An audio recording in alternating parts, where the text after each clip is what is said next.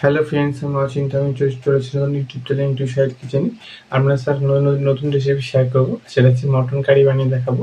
তো সেটা বানাতে কি উপকরণ লাগে আসুন দেখান। তার আগে একটা কথা বলি, আমার চ্যানেল রেসিপিটা ছাড়া আছে।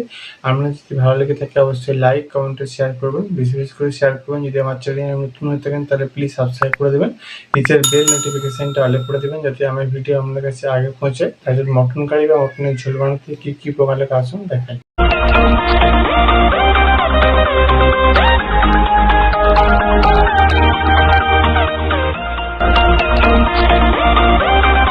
চলুন তাহলে মটনের ঝোল বানিয়ে দেখাবো, সেটা বানাতে কি উপকরণ লাগে আসুন দেখায়।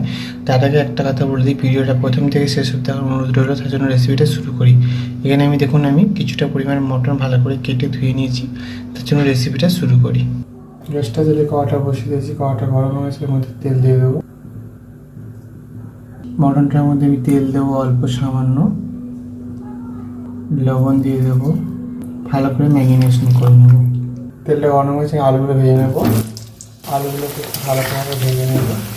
আলুগুলো ভালো করে ভেজে নিতে তুলে নেবো। তেলের উপরে দুটো গরম মশলা দেবো গোটা, দুটো কাঁচা লঙ্কা, পেঁয়াজ কুচি দিয়ে দেবো, লবণ দিয়ে দেবো, ভালো করে পেঁয়াজটা ভেজে নেবো। মাংসের মধ্যে টক দিয়ে দেবো, ভালো করে আর একটু ম্যারিনেশন করে নেবো। গোলমরিচের গুঁড়ো দেবো অল্প, এটা ম্যারিনেশন করে কিছুক্ষণের জন্য রেখে দেবো। পেঁয়াজটা আমি আর একটু ভালো করে ভেজে নেবো। এর মধ্যে দেবো আদা রসুন পেস্ট, ভালো করে পেঁয়াজের সাথে ভেজে নেবো। অল্প একটু জল দিয়ে দেবো। এবার এর মধ্যে দেবো হলুদ গুঁড়ো, অল্প লঙ্কার গুঁড়ো, ধনে গুঁড়ো, জিরে গুঁড়ো, এবং আমি রঙ আসার জন্য কাশ্মীরি রেড চিলি পাউডার দিয়ে দেবো। ভালো করে কষে নেবো। এবার দিয়ে টমেটো কুচিটা দিয়ে দেবো। এবার যদি মাংসটা ম্যারিনেট করেছিলাম মটনটা, সেটা দিয়ে দেবো। মশলাটা আমার কষানো হয়ে গেছে, মশলা থেকে তেল ছেড়ে গেছে। এবার আমি ভালো করে কষে নেব।